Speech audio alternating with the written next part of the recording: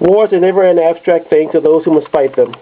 When we see images of planes being shot down, ships being blown up and sunk, tanks being shattered, we tend not to think of those who at that instant, violently, painfully, and horrifyingly passing from this world to the next.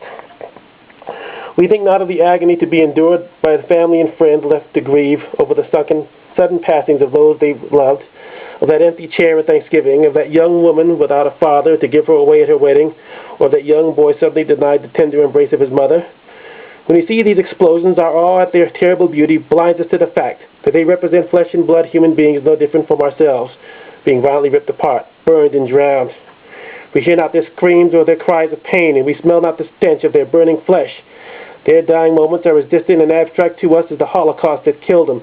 And it is at times like these, especially at times like these, we must do a better job of stepping back, and for a moment at least, allowing ourselves the horrible luxury of seeing what they saw, of feeling the pain they felt, and experiencing the sheer horror that consumed their final seconds on this earth.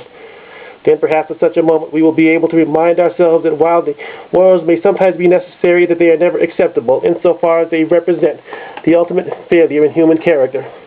The existence of war damns us all, but it also consecrates the spirits and the lives of those fate has decreed must sacrifice their all in the performance of so horrible a duty.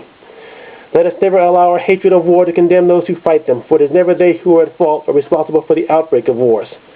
Therefore, let us endeavor to forever honor the living and the dead who partake in these conflicts with all the grace that we mortals can bestow, that they who bear the burden of battle on our behalf never want for anything.